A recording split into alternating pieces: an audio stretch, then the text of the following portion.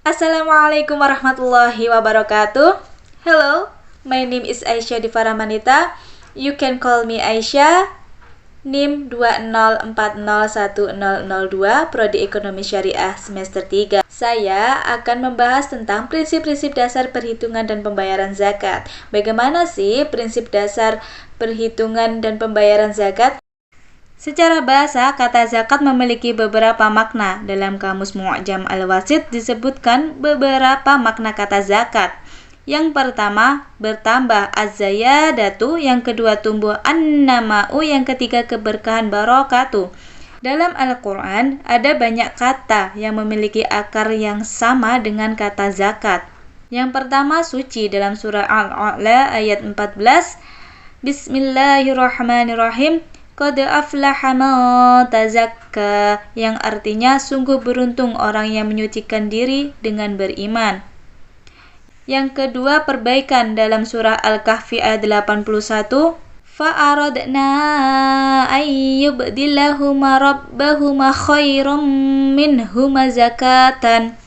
Artinya, kemudian kami menghendaki sekiranya Tuhan mereka menggantinya dengan seorang anak yang lebih baik. Yang ketiga yaitu pujian, akar kata dari zaka yazuku dalam surah An-Najm ayat 32.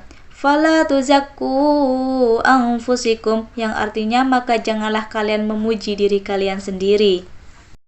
Menurut salah satu mazhab, yaitu mazhab Asy-Syafi'iyah, mengatakan ismun lima yukhraju an malin wa badanin ala wajhin makhsusin, yang artinya nama untuk sesuatu yang dikeluarkan dari harta dan badan dengan cara tertentu.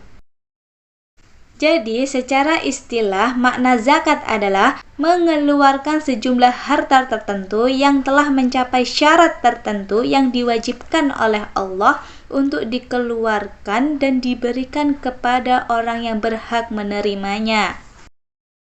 Yang selanjutnya, prinsip dasar zakat ada 7, yaitu yang pertama prinsip tahunan atau annual atau haul, yang kedua prinsip laba bersih atau net income, yang ketiga prinsip monetary unit, yang keempat prinsip penentuan nilai dengan harga pasar, yang kelima prinsip entitas, yang keenam prinsip tidak ada kewajiban ganda dalam pembayaran zakat, dan yang terakhir ada prinsip kemudahan dalam pelaksanaan zakat.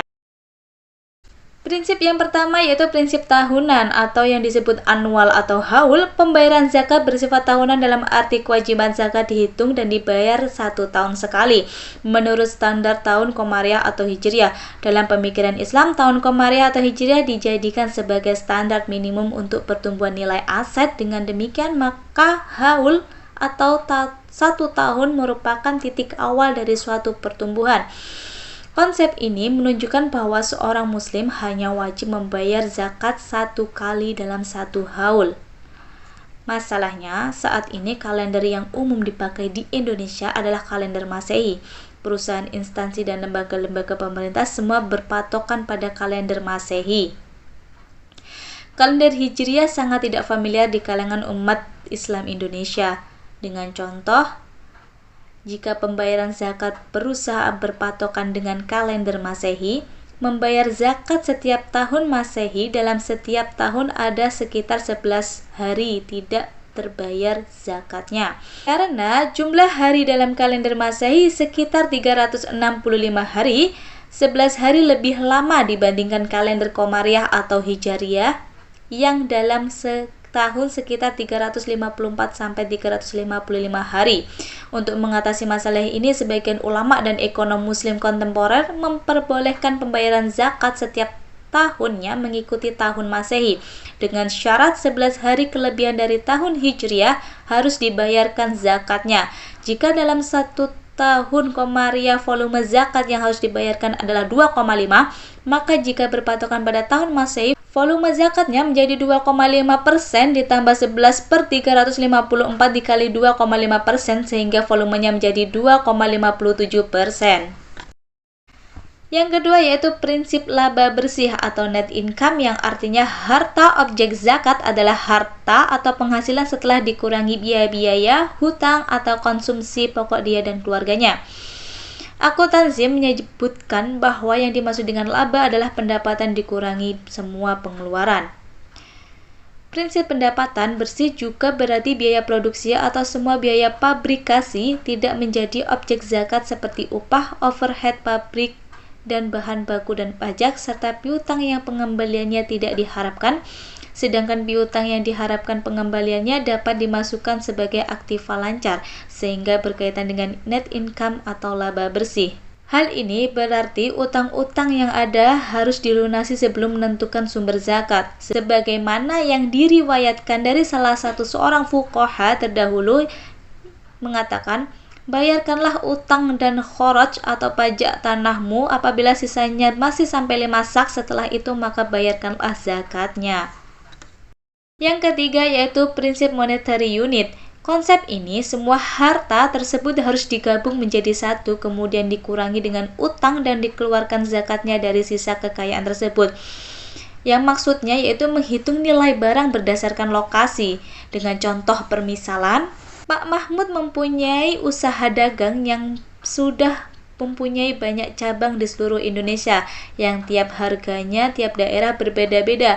Dalam kasus ini, Pak Mahmud ketika hendak menghitung asetnya untuk pembayaran zakat, maka semua harta dihitung berdasarkan harga pasar di daerah aset tersebut, tidak dijadikan satu secara terpusat. Permisalan yang kedua yaitu seorang muzaki mempunyai harta kekayaan di Indonesia dan di Malaysia. Muzaki tersebut menghitung harta kekayaan yang ada di Indonesia dengan nilai pasar Indonesia, sedangkan yang ada di Malaysia dihitungkan dengan nilai pasar Malaysia.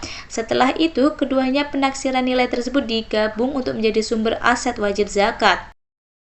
Prinsip yang keempat yaitu prinsip penentuan nilai dengan harga pasar. Prinsip ini menghitung nilai harga hartanya pada akhir masa haul berdasarkan prinsip harga yang berlaku di pasar saat itu dan di tempat itu, atau menekankan prinsip perhitungan nilai barang mengikuti harga pasar saat ini. Jabir bin Zaid berpendapat dalam kasus dagang yang diperdagangkan, yaitu nilailah dengan harga yang ada pada saat tiba haul dalam zakat, kemudian keluarkanlah zakatnya. Dengan misal, seorang pedagang ketika hendak menghitung aset perdagangannya di akhir haul menggunakan nilai harga yang diinginkan penjualannya saat itu, bukan harga kulakan atau harga pengadaan barang. Ketika barang itu sudah ada nominal harga penjualan, maka itu yang jadi patokan. Prinsip yang kelima yaitu prinsip entitas, teori yang memberikan pandangan mengenai suatu unit usaha, organisasi, atau kelembagaan yang mempunyai tanggung jawab di depan hukum terpisah dari tanggung jawab para pemiliknya. Dalam konsep fikih, prinsip ini dikenal dengan istilah syakiyah i'tibariyah.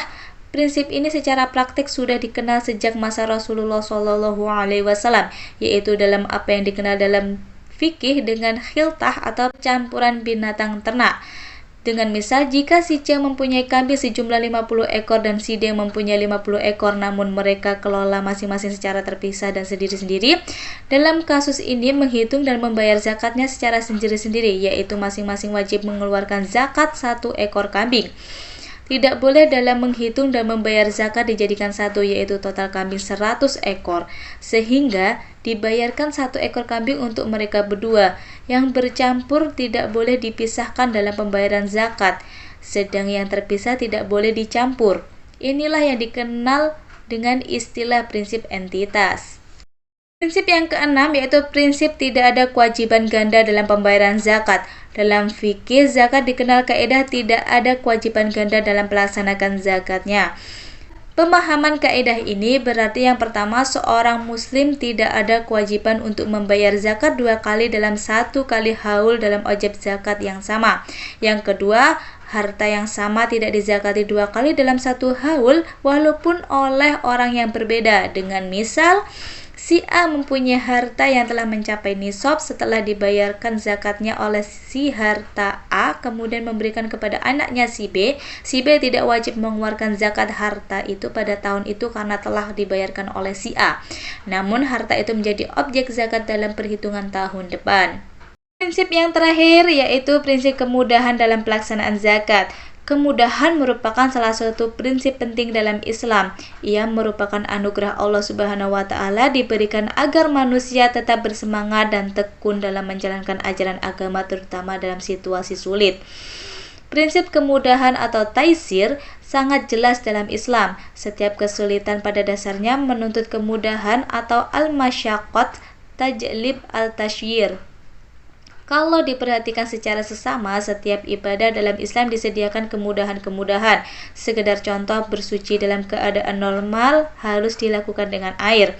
Tapi dalam keadaan sulit, seperti menimpa sahabat Amr tadi, bersuci dapat dilakukan dengan tayamum. Sholat seperti umum diketahui harus melakukan dengan berdiri, akan tetapi bagi yang tak mampu berdiri, ia boleh melakukannya dengan duduk, bahkan dengan berbaring saja. Juga disediakan kemudahan dalam ibadah puasa, haji, dan seterusnya.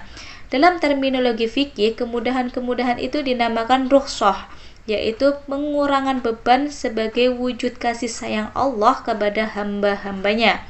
Zakat merupakan ibadah maliyah yang mengakomodir permasalahan dalam praktek yang kadang mengalami kesulitan. Oleh karena itu, ada beberapa kemudahan yang diperbolehkan oleh syariat ketika muzaki mengalami kesulitan dalam menghitung dan membayar zakat. Kemudahan-kemudahan itu antara lain sebagai berikut. Yang pertama, pada dasarnya muzaki harus membayar zakat dengan jenis harta si muzaki yang dizakati. Namun, dibolehkan mengganti dengan uang seharga nominal zakat. Yang kedua, pada dasarnya zakat harus dibagikan di mana zakat itu diambil. Akan tetapi sebagian ahli fikih memperbolehkan pemindahan pembagian harta zakat tersebut ke daerah atau negara lain dengan syarat-syarat tertentu untuk kemudahan dan merealisasikan kemaslahatan yang lebih besar dari kaum muslimin. Yang ketiga, yaitu diperbolehkan untuk mengakhirkan zakat pada waktunya atau mempercepat pembayaran sebelum waktunya dalam keadaan darurat dan atas dasar kepentingan yang mendesak. Yang keempat atau yang terakhir, diperbolehkan untuk menentukan jumlah atau volume zakat mal menurut perkiraan saja apabila keadaan sulit untuk menentukan secara pasti. Walaupun untuk keadaan yang sekarang sudah banyak alat-alat yang berbasis teknologi canggih yang memudahkan calon muzaki berlaku hati-hati dalam kesalehan ibadah zakatnya. Ini adalah beberapa referensi yang saya gunakan. Okay, for your nice attention and thanks very much. Kurang lebihnya mohon maaf. Wassalamualaikum warahmatullahi wabarakatuh.